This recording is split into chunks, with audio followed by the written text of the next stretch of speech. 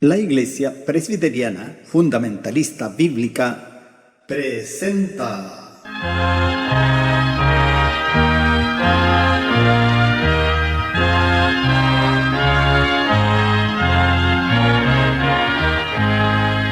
La última llamada.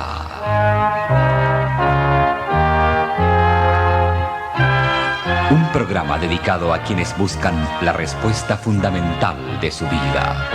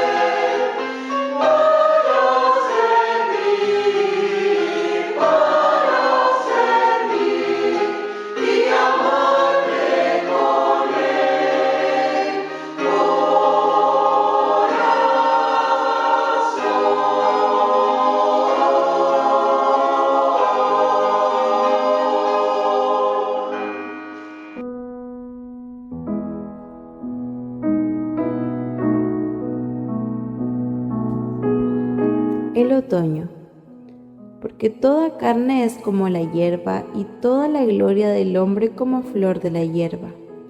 Secóse la hierba y la flor se cayó, mas la palabra del Señor permanece perpetuamente. Y esta es la palabra que por el Evangelio os ha sido anunciada. La caída de las hojas de los árboles susurra algo a los vivos, dice un proverbio ruso. Efectivamente, cuando vemos que las hojas empiezan a ponerse amarillas, a desprenderse de los árboles y a caer al suelo, ¿no percibimos como un presagio de la muerte? Las hojas que caen evocan la última etapa de nuestra vida en la tierra y los males que la acompañan. Nos recuerdan lo efímero y por consiguiente lo absurdo de todo, pues, ¿qué sentido se halla en lo que no dura? ¿Y cómo consolarse teniendo como destino el de una hoja? El hombre como la hierba son sus días, florece como la flor del campo, que pasó el viento por ella y pereció, y su lugar no la conoce más. Mas la misericordia de Jehová desde el siglo y hasta el siglo sobre los que le temen, y su justicia sobre los hijos de los hijos, sobre los que guardan su pacto, y los que se acuerdan de sus mandamientos para ponerlos por obra. Hay pues una promesa de vida. Nuestro Creador permanece, es eterno y nos ama con un amor ilimitado. Esto nos da esperanza, sentido, ánimo. Detengámonos para pensar en Dios. Reconozcamos que tiene derechos sobre nosotros. Pidámosle sencilla y sinceramente que nos ayude a creer lo que nos dice, a creer que su amor es más fuerte que la muerte, la cual es consecuencia del pecado. Hoy podemos recibir el perdón de Dios y vivir una vida nueva. Jesucristo, el gran vencedor de la muerte, quiere darnos esta vida si decidimos confiar en Él. Quiere hacerlo porque sea cual sea la temporada, vivir con Jesús es volver a vivir realmente. Que Dios te dé su bendición,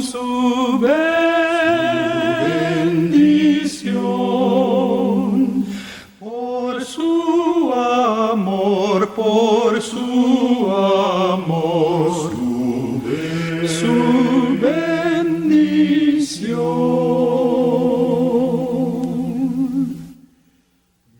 Misericordia tenga de ti, si tenga de ti, oh nuestro, así su bendición, su bendición, su bendición.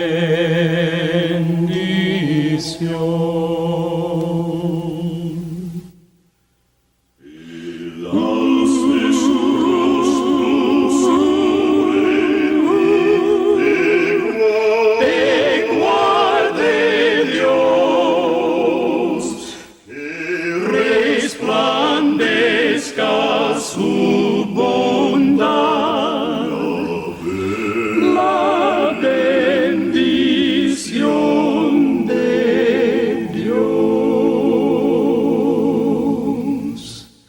que ponga en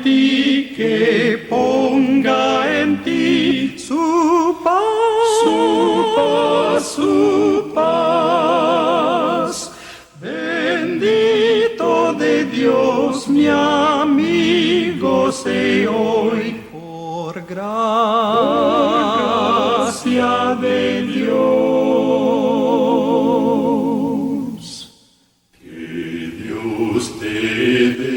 Que Dios te dé su bendición, su bendición.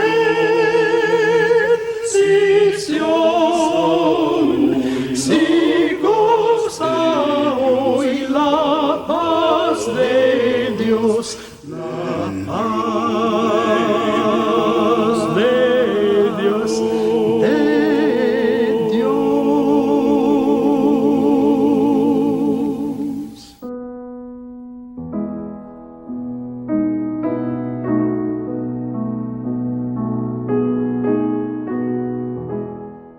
¿Cómo forjar un líder?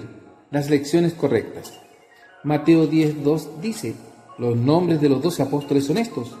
Primero Simón, llamado Pedro. Pedro aprendió 5 lecciones que todo creyente también debe aprender. Hemos visto que Dios usa nuestras experiencias para moldearnos en cristianos y líderes más efectivos. Con Pedro como nuestro ejemplo, observemos brevemente 5 lecciones que podemos aprender de nuestras experiencias: sumisión, moderación, humildad, sacrificio y amor. Los líderes tienden a ser seguros y agresivos, por lo que deben aprender a someterse a la autoridad. Jesús ilustró eso diciéndole a Pedro que fuera a pescar y que buscara una moneda en la boca del primer pez que atrapara. Mateo 17, 24 al 27. Él debía usar esa moneda para pagar sus impuestos. Pedro era ciudadano del reino de Dios, pero necesitaba una lección objetiva para someterse a las autoridades gubernamentales. Cuando los soldados llegaron a arrestar a Jesús, Pedro tomó una espada y habría peleado contra todo el grupo si Jesús no se lo hubiera impedido. Pedro necesitaba aprender a confiar su vida al Padre, tal como lo estaba haciendo Cristo. Pedro se jactó de que nunca se marcharía ni abandonaría a Cristo, pero lo hizo. Quizás la humildad fue la lección más dolorosa que tuvo que aprender. Jesús le dijo a Pedro que moriría como mártir. Juan 21, 18 y 19. Desde ese día en adelante, Pedro sabía que su vida estaba en juego y, sin embargo, estaba dispuesto a hacer el sacrificio que fuera necesario y ministrar de todos modos. Los líderes tienden a orientarse a las tareas y, a menudo, son insensibles a las personas. Eso es lo que hizo Pedro, por lo que Jesús realizó una demostración de amor al lavar sus pies e instruirlo para que también él hiciera actos de amor con los demás. Juan 13, 6 al 9 y 34. La sumisión, la moderación, la humildad, el sacrificio y el amor deben ser características de todo creyente, sin importar el papel que desempeñe en el cuerpo de Cristo. Oro para que también caractericen tu vida y para que constantemente busques crecer en esas gracias a medida que Dios continúa su trabajo en ti. Sugerencia para orar.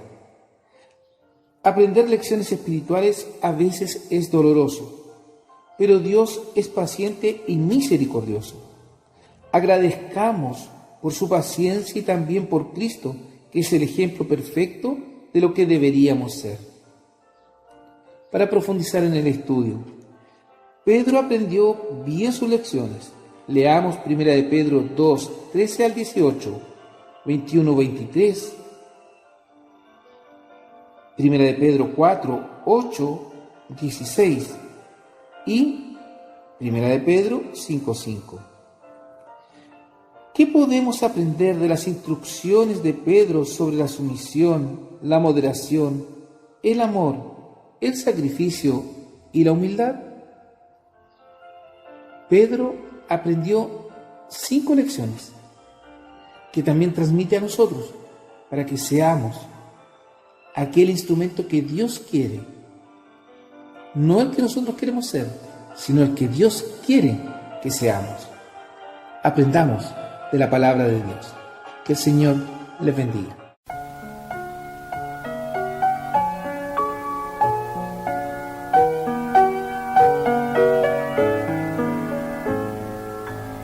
Cristo, cual pastor guía nuestros pasos en tu amor, nuestras almas siempre cuida, guárdalas, oh Salvador.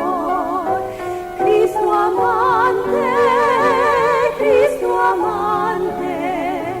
nos compraste por tu amor. Cristo amante,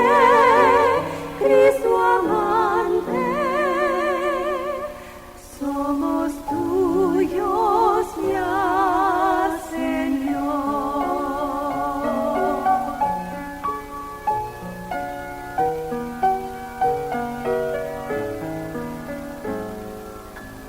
Oh Pastor, hoy te buscamos, te pedimos tu favor. Llénanos de tu amor, rogamos, óyenos, buen Salvador. Cristo amante, en tu amor cuán fiel serás. Cristo amante,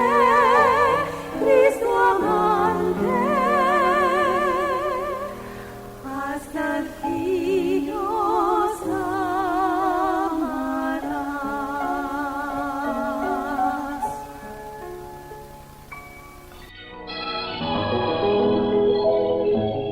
Escuchemos un mensaje de la palabra de Dios.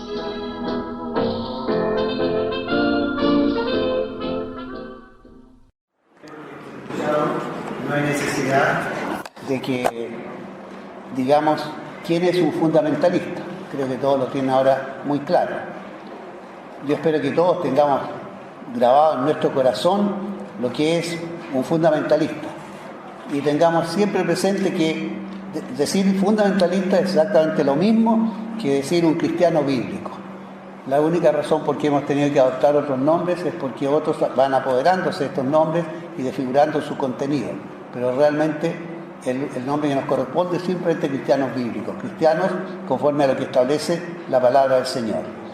Por supuesto que nuestro deseo es que la adhesión de cada uno de nosotros a esa posición bíblica sea completamente sincera. No podemos esperar ni desear otra cosa que esa, que es lo que deseamos y esperamos de todos nuestros hermanos. Este es un privilegio enorme que nosotros tenemos, el ser fundamentalistas o cristianos bíblicos. Un enorme privilegio. Pero nos pesa el ver que a veces algunas personas o algunos hermanos parece que no se dieran cuenta del privilegio que esto significa. Somos tan pequeños en nosotros mismos, tan insignificantes, pero ocurre con nosotros algo parecido a lo que dice la palabra de Dios respecto al pueblo de Israel. El Señor ha puesto sus ojos en nosotros y nos ha hecho su pueblo especial. De Israel, dice en Deuteronomio 7:7, no por ser vosotros más que todos los pueblos, os ha querido Jehová y os ha escogido, porque vosotros erais los más pocos de todos los pueblos. Y con respecto a nosotros, en 1 Corintios 1, 26 al 29 nos dice, porque mirad, hermanos, vuestra vocación, que no sois muchos sabios, según la carne, no muchos poderosos, no muchos nobles. Antes, lo necio del mundo escogió Dios para avergonzar a los sabios, y lo flaco o débil del mundo escogió Dios para avergonzar lo fuerte. Y lo vil del mundo y lo menospreciado escogió Dios, y lo que no es, para deshacer lo que es, para que ninguna carne se jacte en su presencia. Sin embargo, a pesar de esta especial maravilla del Señor al tomarnos en cuenta y poner sus ojos en nosotros, siempre tenemos que recordar lo que nos dice en 2 Corintios 4, 6 y 7. Porque Dios, que mandó que de las tinieblas resplandeciese la luz, es el que resplandeció en nuestros corazones para iluminación del conocimiento de la gloria de Dios en la faz de Jesucristo. Tenemos empero este tesoro en vasos de barro, para que la alteza del poder sea de Dios y no de nosotros. Y porque esto está en vasos de barro que somos nosotros, es que muchas veces le fallamos al Señor también. Pero gracias al Señor que eres fiel y nunca nos dejará porque así lo ha prometido. Quien mire de afuera, como realmente ocurre frecuentemente, nos verá así como se veía el ejército de Israel mencionado en Éxodo 12, 41. En el mismo día salieron todos los ejércitos de Jehová de la tierra de Egipto. Y eso nos da la impresión de algo muy grande, muy gigantesco. Pero, ¿quién quiere ese ejército? Era un ejército de esclavos habituados a trabajar bajo el látigo de los capataces egipcios, sin disciplina ni formación militar. Una caricatura de ejército en realidad, y así sin duda nos pueden ver nuestros adversarios, los adversarios de la palabra del Señor. Pero esa horda de esclavos fugitivos pasó en seco el Mar Rojo, donde el ejército egipcio tan soberbio pereció ahogado, y derrotaron a los guerreros amalecitas expertos en la guerra del desierto, pero no ellos, sino el Señor, con su mano omnipotente que les dio todas estas victorias. Algo semejante se puede decir de nosotros. ¿Cómo hemos visto realmente la mano del Señor dándonos victorias imposibles? ¿Por qué? Porque nos dice el Señor que todo aquello que es nacido de Dios vence al mundo, y esta es la victoria que vence al mundo, nuestra fe. Nos cansaríamos de decir experiencias que hemos tenido en la obra fundamentalista desde que ella comenzó, cuántas veces el Señor ha manifestado su tremendo poder en favor nuestro, haciendo lo que era imposible esperar humanamente.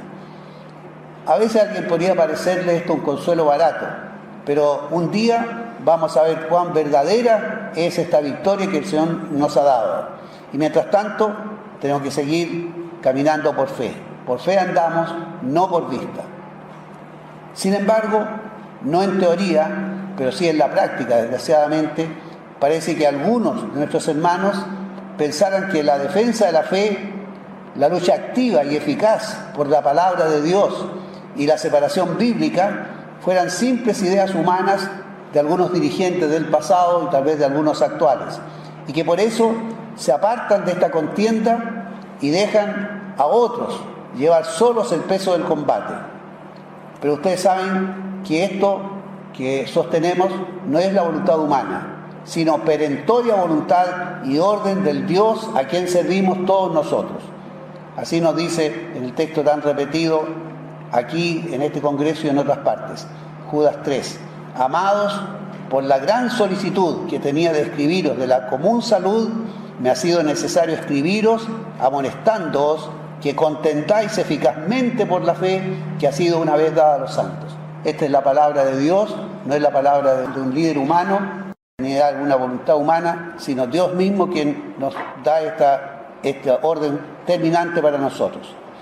En realidad, la Biblia habla, enseña, ejemplifica, simboliza más este aspecto de nuestra responsabilidad de defender la fe que todas las otras responsabilidades que tenemos como hijos de Dios, la evangelización, la edificación espiritual, etc.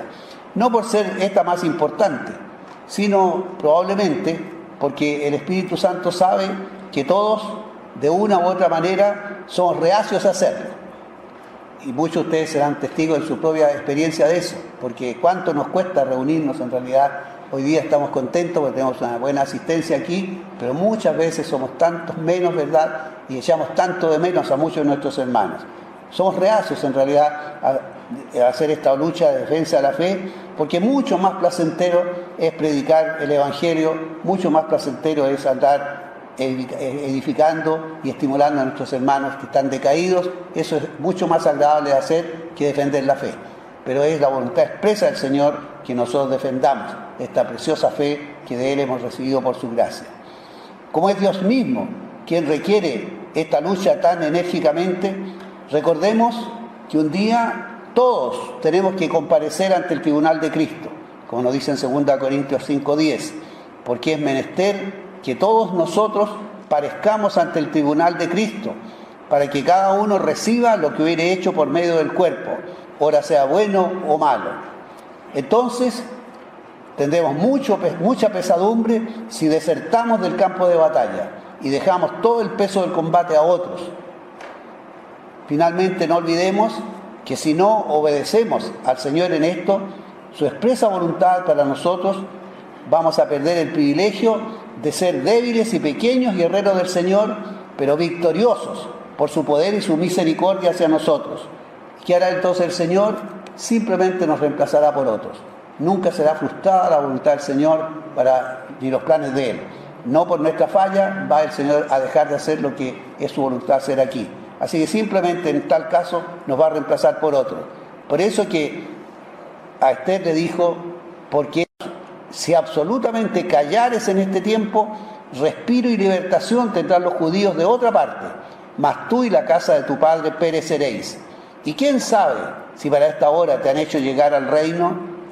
También en Mateo 21:43 nos dice nuestro Señor, por tanto os digo que el reino de Dios será quitado de vosotros y será dado a gente que haga los frutos de él.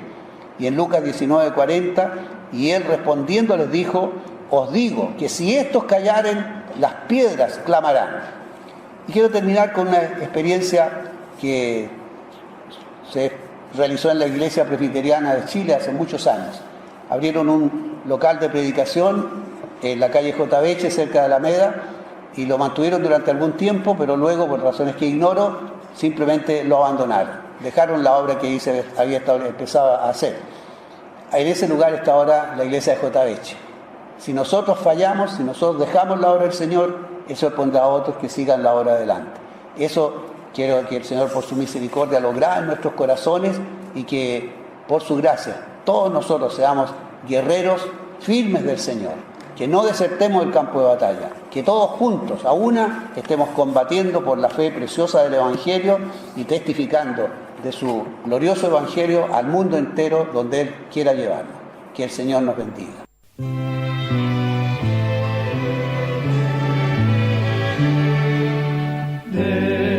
la iglesia el fundamento es Jesús el Salvador.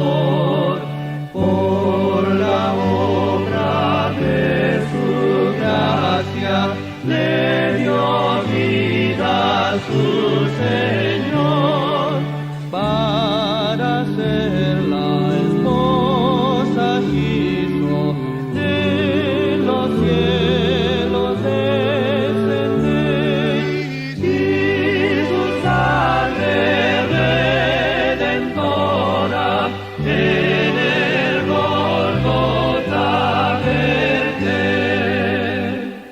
A través de sufrimientos y fatigas y dolor, el glorioso día espera en que vuelva su Señor,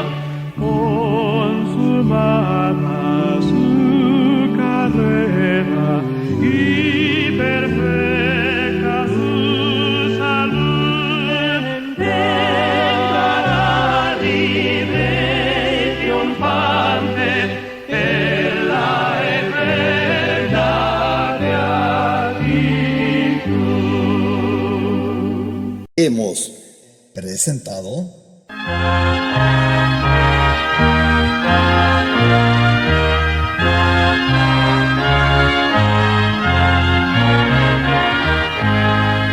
La última llamada.